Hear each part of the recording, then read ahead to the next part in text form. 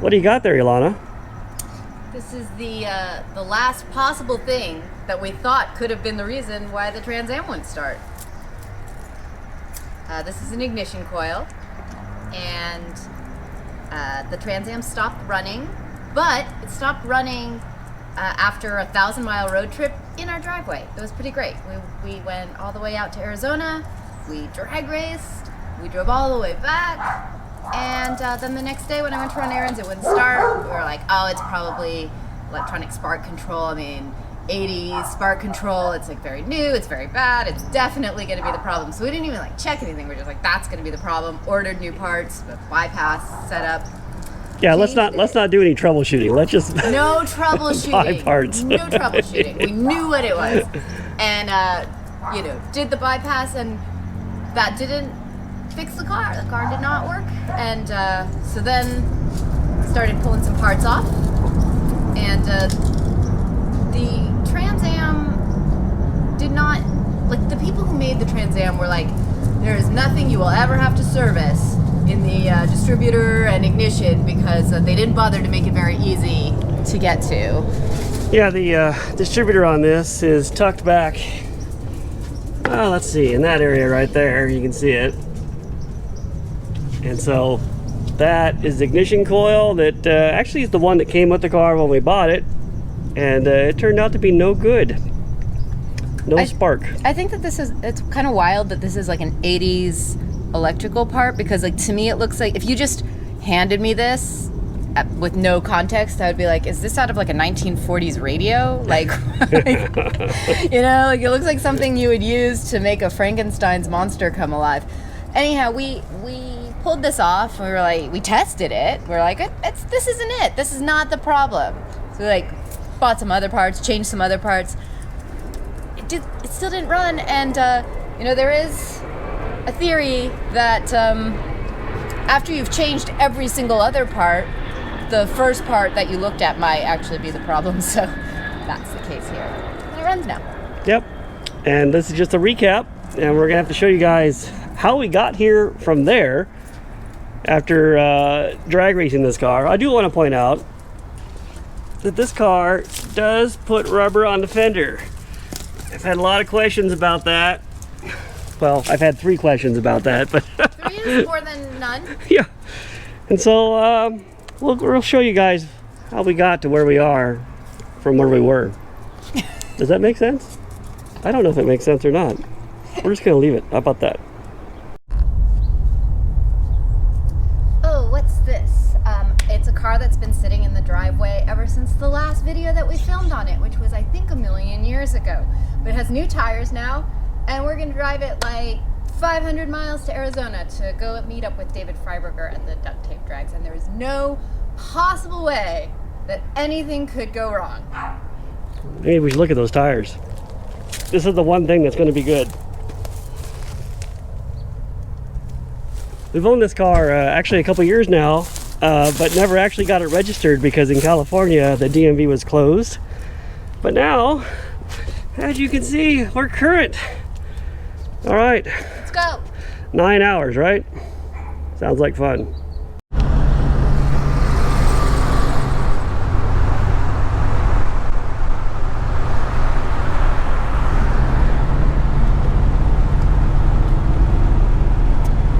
So very pleased to announce that about 2 hours into the trip, and the first thing that was on fire was not us. It was a train. Yeah, the train was on fire. And I mean it in the safest possible way. It's just the brakes were on fire. They're stopped. They're fine. Yeah, it was not that big a deal. Nobody was hurt. But we got to slow down for a little while, which is great because it's only like 1,000 degrees right now. Oh look, there's a train. How's the car been doing so far, Tom? Fine. I highly recommend the Turbo Trans Am for desert travel. We did see a sign that offered to fix air conditioning for $67, considered stopping. But Tom said there was no reason to have air conditioning. It wasn't hot enough. How's it driving? Fine. Only what? Another 6 hours, you said? 5 hours. We've only got 5 hours to go.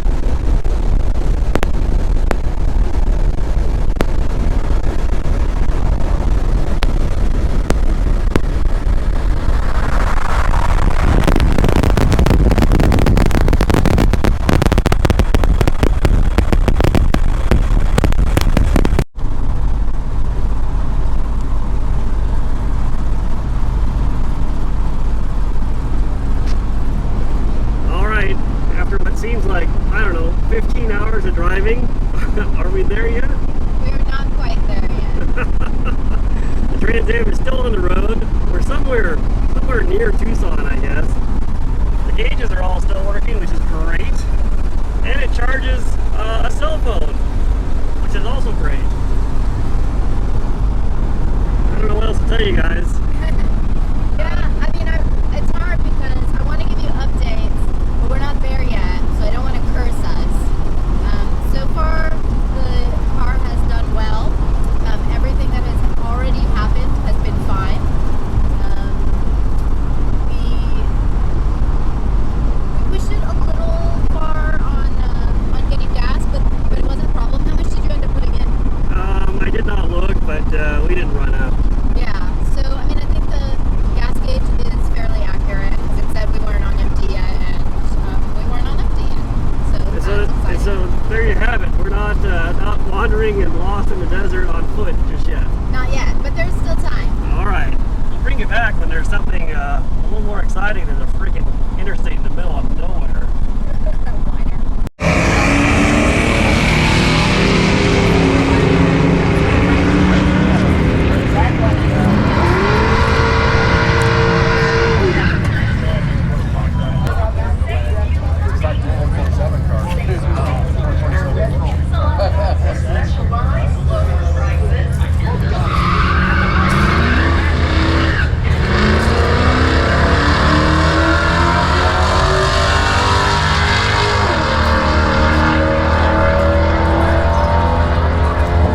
Chevy in the right lane is going to run a 1367, 101 mile an hour.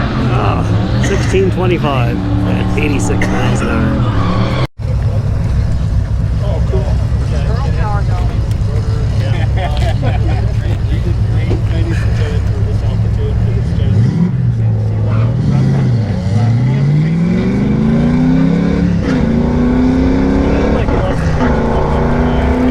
But he controlled it. He got really good.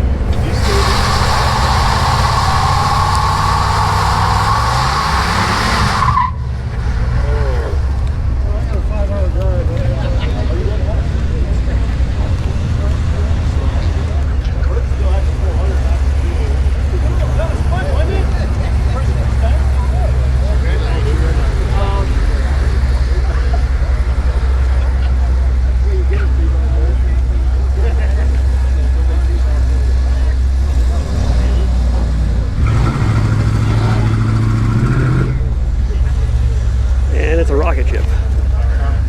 After the Triumph. I've never been so excited to run a 16-second pass. Was it impressive, Tom? Were you impressed from the outside? Yeah, it was impressive. Is that the right word, impressive? It did spin the tires. Look at this time slip. The left lane, car number 1868, blistering performance. This is at Tucson Dragway, which is over there. It's a great drag strip. Which is, what is it, 3,000 foot elevation or so? Yeah, it's up in the mountains. 2350. We have confirmation now that it is 2350. 2350. Okay. Oh, 2389. We're gonna get to the bottom of this one way or the other. Yeah. So I'm happy because this car is faster than they were stock, even though it is stock. So basically, coming into this, we'd read the original Hot Rod track test of this car. Dave Wallace, I am talking to you, where Dave said that it was basically a shit box and he could not get it to spin the tires, and it ran 1670 or something like that. Yeah. And it is a shit box, but I did spin the tires and I ran 1625. Yeah, at elevation. I'll give everybody a once-over of the package for those that haven't seen it. It's the 301 Pontiac V8 turbo, draw-through turbo system. It's not the setup you want to have, but it is the setup we own. Love the one you're with. Very, very early turbo car with a carburetor. And we did another video on this car. You guys can check it out. And there you go. We'll try and better our time. We gotta better our time. Sure. All right. I mean, how would it not get better? It's only getting hotter. We're gonna better our time, and our #1 fan is going to agree that it will happen. Did you load the converter on the starting line? I did. Dude, she loaded everything. Yeah. All right, we'll be back. Looks like it might be Steve Dulcich up there. Oh, and the Firebird driven by Liv.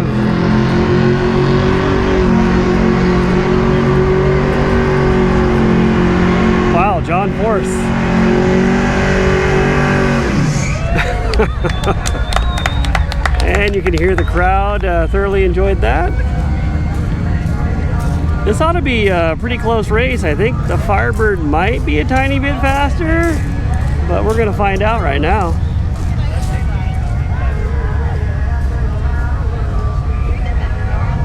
The Firebird has some kind of LS1 engine in it.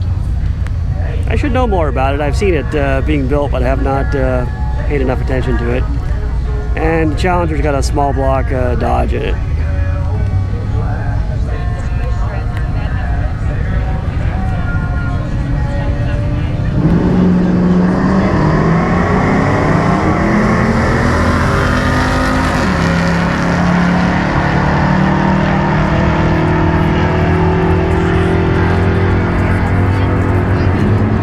Firebird, it's like 1285 maybe, 25 to a 1358. Oh, I take that back, a 1325 for the Firebird to a 1358. And just like that, we're back. Technical difficulties here.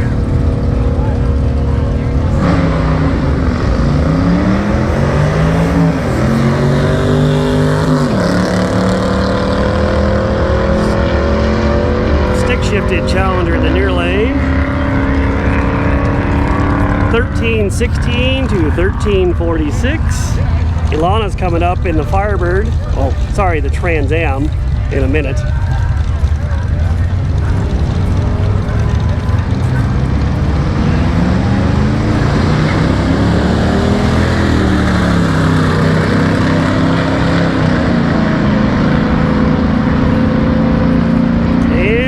Dodge Dart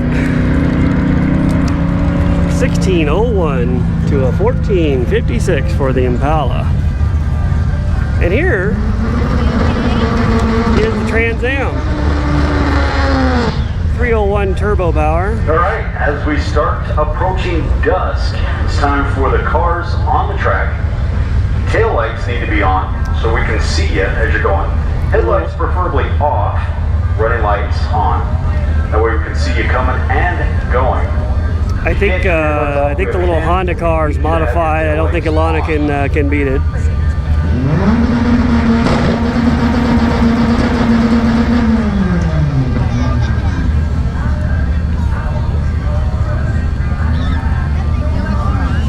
Oh, drove through the staging lights. Apparently the turbo boost was a little too much for her. She will make an adjustment. That will not happen twice.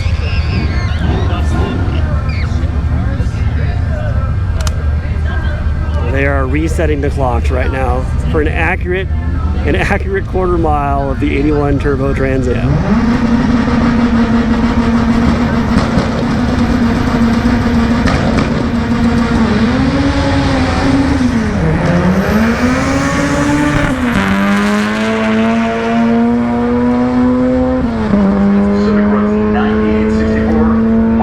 And the Honda 1157. 1157, 127 mile an hour. To a 1609 at 87 for the Turbo Trans Am. So far, that is the record run here at the high elevation of Tucson Raceway. Tucson Dragway. I can't even read. But that's a couple beers into this, so I apologize for that ahead of time. Studebaker. Look at that.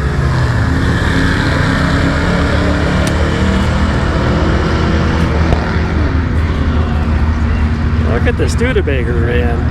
That's a LS powered Studebaker. All right, Ilana, what is the state of your Trans Am? Well, other than pushing through the lights when I was trying to build some boost, having to back up and bringing shame on the family. I've seen Tom Bailey do that. It's not that shameful.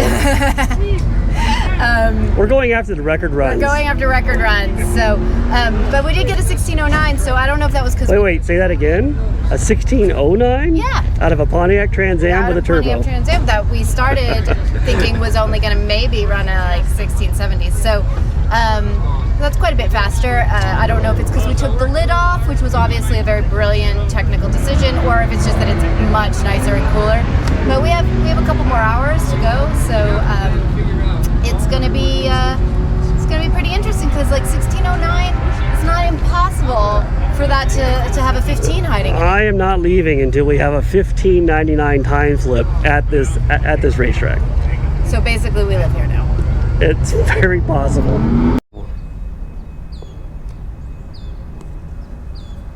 So it turns out that 1609 was about as quick as I could get the Trans Am to go at Tucson Dragway.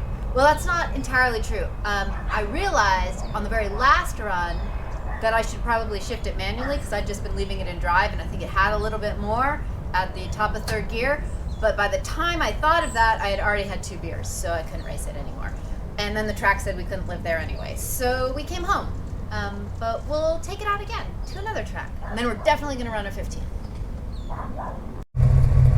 So it turns out that a 1981 Turbo Trans Am 301 can indeed do a burnout.